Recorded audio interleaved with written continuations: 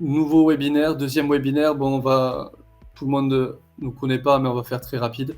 Moi, je suis issu des pompiers depuis plusieurs années, depuis 2006 sur les plages et en même temps en caserne. Et j'ai toujours une boîte avec Raphaël aussi sur le développement informatique. Donc, on fait des applications métiers. Et Opérasque, aujourd'hui, c'est une application métier qui est issue de la co-création entre des gestionnaires du Sud, mais aussi maintenant du Var et de pas mal de départements du Sud de la France, qui nous permet d'avoir une réactivité face aux enjeux majeurs qui sont face à nous.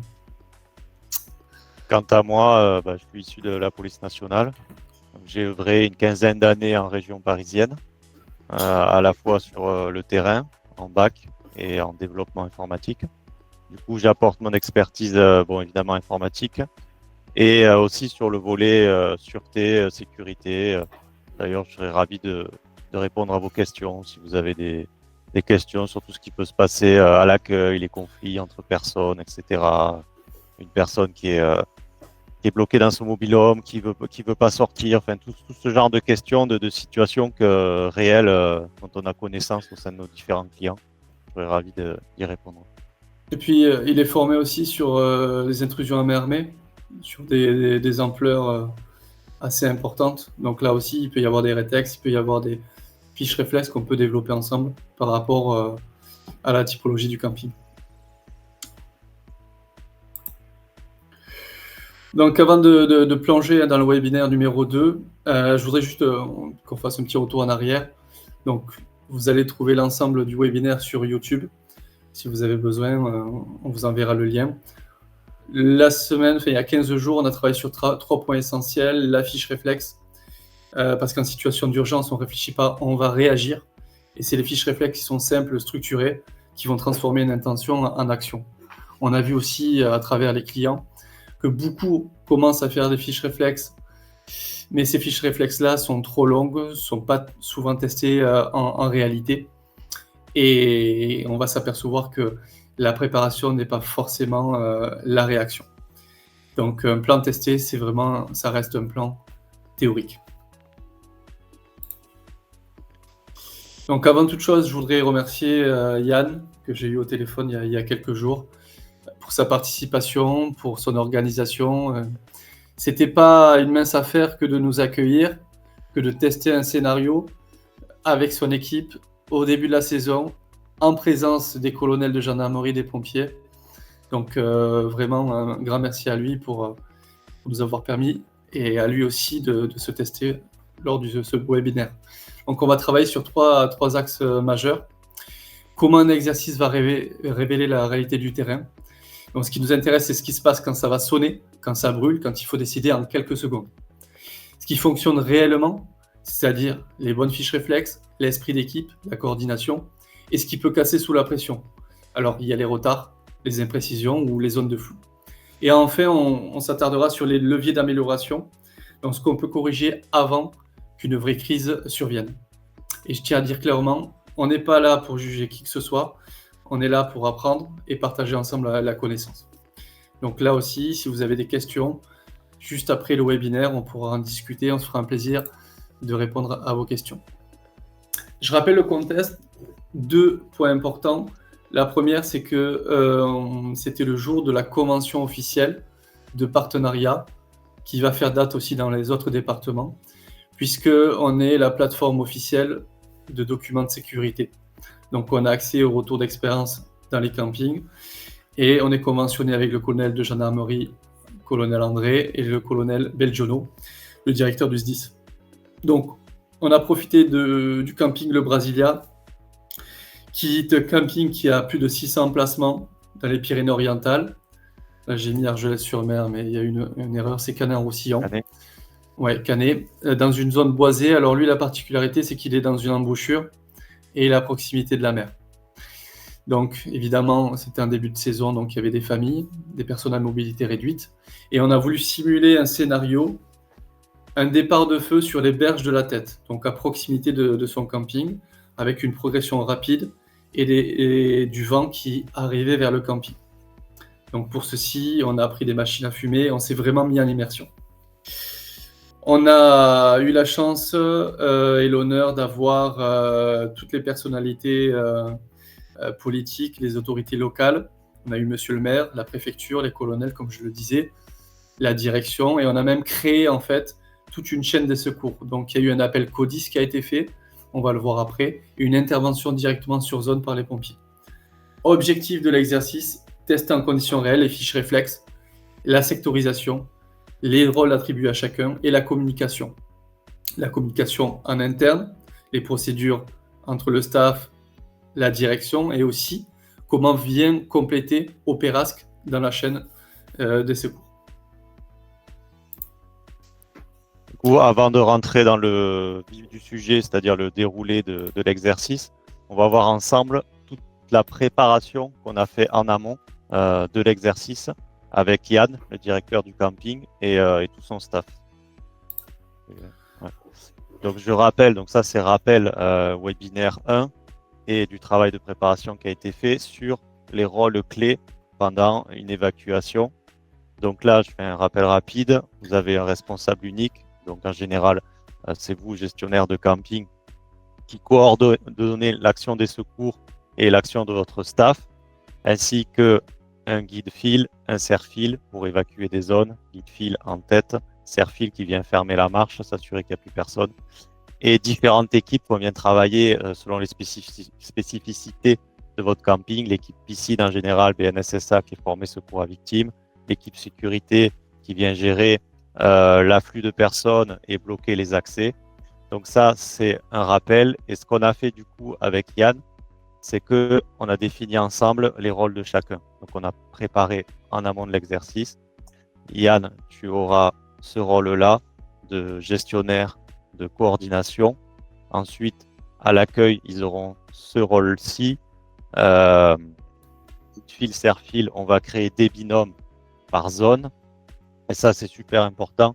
Il faut zoner le camping et savoir quelle équipe va intervenir sur quelle zone. Chacun doit avoir son rôle précis et ne pas trop réfléchir le jour J. Savoir qu'est-ce que je dois faire immédiatement. Donc tout ce travail, on l'a fait en amont. On a travaillé aussi sur les fiches réflexes. Donc Yann, il avait pas mal de fiches réflexes, de protocoles, pas mal d'informations à droite à gauche. On a tout remis à plat, centralisé, et on a fait des fiches réflexes, comme on a dit sur le précédent webinaire, simples, courtes, simples, accessibles, pas nominatives, avec des verbes d'action, des phrases d'action rapides. Et donc Yann, il avait sa fiche réflexe pour évacuer. Son staff, chacun avait sa fiche réflexe selon sa zone. Et évidemment, comme on l'a rappelé l'autre fois, pas nominative. Vous avez des zones, des secteurs, travaillez-les, faites des fiches réflexes sur ces zones-là. Ensuite, on a travaillé sur le matériel d'évacuation. Donc là, il avait préparé un kit pour son staff. Pour chaque membre du staff, ils avaient un sifflet, lampe, le plan évidemment du camping. Bon, il avait papier, mais bon, ils avaient Opéras, donc il avait sur le téléphone. Mégaphone, et surtout, ils savaient qui est PMR et qui n'est pas PMR dans le camping. Donc, ils avaient toutes ces infos. Donc, dans le secteur qu'on a travaillé, là où il y a eu l'incident, il n'y avait pas de PMR. Mais il avait tout anticipé, les zones. Et surtout, important, comme il est à proximité de l'eau, de la rivière, il a une pompe. Il avait préparé en amont une pompe pour les secours. Donc, si vous êtes à proximité d'une rivière, que vous savez que les pompiers peuvent s'y connecter, c'est intéressant d'avoir une pompe à dispo le jour J. On va gagner de précieuses secondes, en cas d'incendie évidemment. On aura aujourd'hui aussi, je me permets, Raphaël, des rubalises, ouais. On ne l'oublie pas, ah oui. Mais la rubalise, ça va permettre de sanctuariser une zone. Ça coûte pas cher et ça permet vraiment de bloquer certains passages et pouvoir guider plus facilement les personnes. Et ça, c'est assez intéressant.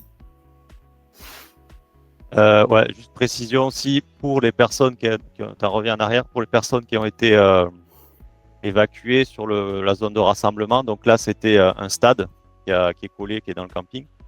Ils avaient tout prévu, bouteilles d'eau, casquettes, enfin tout ce qui peut être utile quand on évacue des centaines de personnes sur une zone et qui, eux, sont dans le stress et n'avaient pas prévu du tout d'être placé à cet endroit-là, surtout quand c'est l'été, qu'il y a du soleil, prévoir tout le matos, tout le matériel en amont. Évidemment, on a travaillé sur l'outil Opérasque. Comme vous ne confiez pas un extincteur ou un RIA à un personnel sans l'avoir formé, avec Opérasque c'est pareil. On ne confie pas Opérasque sans entraînement. Donc on a vu avec le staff et avec Yann comment déclencher un incident, utiliser le chat, recenser les personnes évacuées, les secteurs évacués sur la carte. Donc évidemment, on l'a formé à tout ce qui se faisait sur papier, on l'a formé à le faire sur Opérasque. Il faut savoir qu'Opérasque est un couteau suisse avec plusieurs fonctionnalités, mais c'est en fonction du déroulé que vous allez utiliser telle ou telle fonction. Mieux vaut plus que pas assez avec Opérasque. Donc là, je vais rappeler un petit peu la chronologie, bien sûr simplifiée de l'exercice. Donc la première des choses, c'est la détection. Alors la détection, elle a été volontairement faite par le staff, par des moyens de communication très rapides, les talkies, le tel à la direction. L'objectif, quand on vous contacte, c'est de pouvoir aller faire une levée de doute. Pourquoi ? Parce que est-ce que c'est réel ? Est-ce que c'est une fausse alerte ? C'est ce qu'on appelle la levée de doute. Et elle a été effectuée par la direction, c'est-à-dire Yann Marlik. Une fois cette levée de doute faite, tout s'enchaîne vite. C'est un exercice qui va nous rappeler la réalité simple. Un plan, c'est ce qu'on écrit. Une crise, c'est ce qu'on vit. La première des choses à faire après la levée de doute, c'est de faire un appel pompier. On le verra dans le rétexte, mais les pompiers nous ont un petit peu reproché de ne pas avoir directement contacté. Quand il y a des fumées, quand il y a du personnel à côté, quand il y a des clients, etc., mieux vaut déclencher un appel CTA CODIS pour qu'il soit alerté, informé et qu'il puisse décaler et peut-être être rappelé au dernier moment plutôt que d'attendre qu'on ait justement soit la main sur l'incendie ou pas. Donc, on appelle le SDIS en priorité et puis après, on va déclencher Opérasque. Je rappelle qu'Opérasque, c'est un complément à l'intervention qui va apporter plus de précision à la chaîne des secours, au personnel et aussi aux clients. À partir de ce moment-là, une fois que l'alerte a été activée, on déclenche les fiches réflexes, comme l'a dit Raphaël, et on commence à évacuer de manière sectorielle, comme un escargot, autour de l'épicentre du sinistre. Donc les guides-fils et les serre-fils en action. Ce qui a été très bien chez Yann, c'est qu'il a, pour chaque zone, alors on pourra vous mettre à disposition les cartes, il a identifié les points d'entrée du guide-fil et aussi du serre-fil. Donc le guide-fil et le serre-fil étaient dans cette zone-là, bien sûr, aux avant-postes, mais les autres se sont positionnés directement. Évidemment, c'est en fonction de la taille de votre camping, de votre personnel sur le moment. Mais si dans leur fiche réflexe, ils ont déjà le positionnement, ça leur fait gagner un temps précieux. Fiche binôme 1, fiche binôme 2, secteur 3, etc. Et ça, c'est hyper intéressant et ça a très bien marché ce jour-là. On a voulu aussi simuler un suraccident, mais ça arrive très souvent quand on est dans le stress. Une personne qui fait un malaise, une personne qui tombe et qui se blesse. Mais aussi, et on s'en est déjà aperçu, c'est que parfois les gens ne veulent pas évacuer. Ou alors ils sont en mobilité réduite. Donc là, il y a des consignes très rapides à passer, soit au TACI, soit sur le chat Opérasque, qui permet une transmission au VSAV. Donc signaler exactement le lieu et la nature de la personne qui est blessée. Et en même temps, ça centralise l'information. Donc le VSAV, donc l'ambulance, quand elle arrive directement à l'emplacement et la direction est informée de la problématique du blessé et de la zone en question. Et le 6e point, c'est l'évacuation. Alors on a vu que l'évacuation va se faire avec des mégaphones, avec des alertes sonores, mais va se faire aussi avec Opérasque via le lancement des SMS de masse. Donc c'est toujours un sujet épineux, l'évacuation, c'est à quel moment on décide ou on ne décide pas de faire évacuer. Les départements, les consignes changent aussi en fonction des départements, on l'a vu. Il faut savoir qu'au tout départ de l'intervention, vous êtes le COS, le commandant des opérations de secours. C'est vous qui allez gérer l'intervention. Donc en fonction de l'ampleur du sinistre et des secours qui tardent ou pas à arriver, c'est vous qui avez la direction.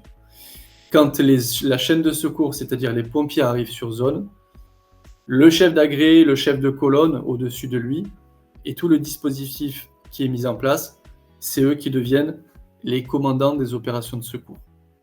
Au-dessus d'eux, il va y avoir monsieur ou madame le maire. Donc c'est eux qui vont prendre la direction des opérations de secours.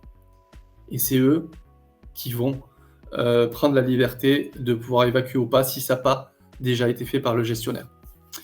Moi, je pense qu'il faut réfléchir en bon père de famille, en bonne intelligence au niveau de l'évacuation. Mais c'est vous, encore une fois, à l'appréciation de chacun qui auront le dernier mot. Donc là, on va passer sur la partie 3, ce qui est justement très intéressant aussi pour vous. C'est ce qui a marché et, je dirais, les points d'amélioration. Donc la première chose qu'on peut mettre en lumière, c'est la réactivité du staff et l'esprit d'équipe. Le personnel a appliqué les gestes qu'on avait appris lors des formations. Très important aussi, des anciens pompiers ou des secouristes qui ont épaulé la direction, qui ont épaulé aussi les secours. Je pense à Lucas, qui est pompier à Canet, je pense au BNSSA, comme Raphaël l'a évoqué. Donc, il faut vraiment que vous vous appuyiez sur ces personnes-là. Et je dirais que l'alerte, même si c'était une simulation, n'a pas provoqué de panique, parce qu'il y a une maîtrise collective.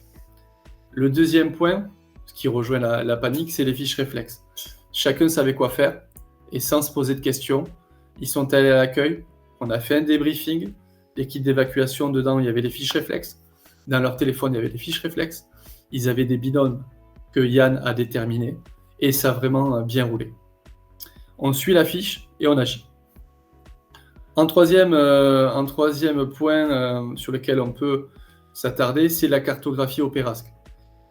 La cartographie Opérasque a permis de guider les pompiers jusqu'à la bonne allée, au bon emplacement.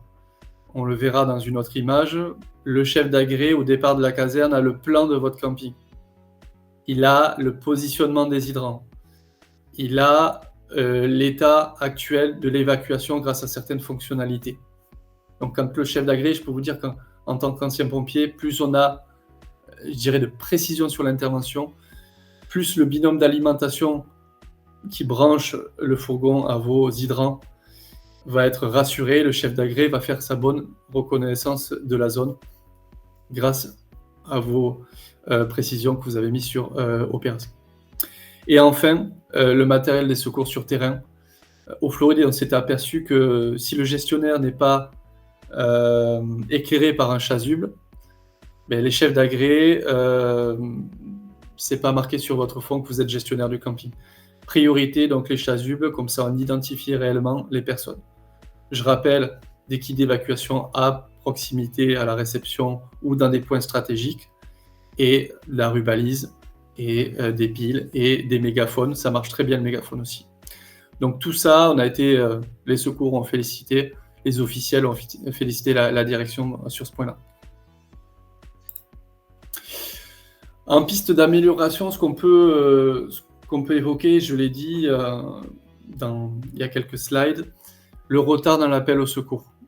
Qu'est-ce que ça veut dire ? Ça veut dire que quand il y a un feu naissant, quand il y a un incident, mieux vaut appeler les pompiers pour rendre compte de la situation. Je suis, je vois, je fais et je demande. Je suis Anthony, gestionnaire du camping Tartampion.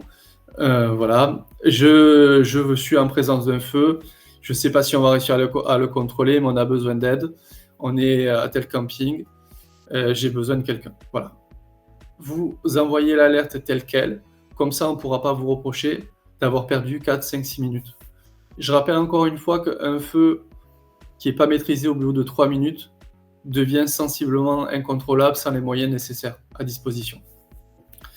Le deuxième point, la piste d'amélioration, et ça va grandement vous servir, même si pour les besoins de la simulation, on avait besoin de mettre la zone de rassemblement parce que c'était là où c'est qu'il y avait le discours de monsieur le préfet, etc. Donc, on n'a pas pu déroger à la règle.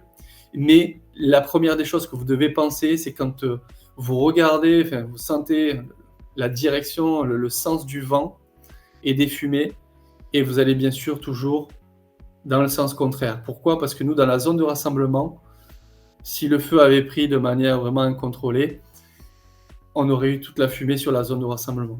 Et je rappelle que pour les humains, c'est pas le feu qui tue, évidemment, mais c'est les fumées toxiques et toutes les particules qui sont avec. Si vous ne respirez pas pendant 3 minutes et vous respirez des fumées nocives, comme ce qui m'est arrivé dans des feux de restaurant par exemple, en 2 respirations, vous avez la trachée qui est brûlée. Voilà, la gorge, etc. Donc ça, c'est très important. Donc le jour où c'est que vous allez évacuer, vous avez plusieurs zones de rassemblement, checkez bien le sens du vent. Et enfin, le dispositif d'alerte sonore. Il y a des tests qui sont effectués chaque année par un technicien, mais c'est quand tout va bien ou quand le camping est vide. Là, il y avait du monde, il y avait des secours. Eh bien, les dispositifs d'alerte sonore ont manqué de débit, de volume. Et souvent, quand c'est du matériel voilà, qui n'est pas mis à disposition chaque année ou qui n'est pas utilisé, pour voilà, la bande de son, pensez à mettre des messages dans plusieurs langues, etc. Donc, checkez vraiment bien tous vos dispositifs avant la saison.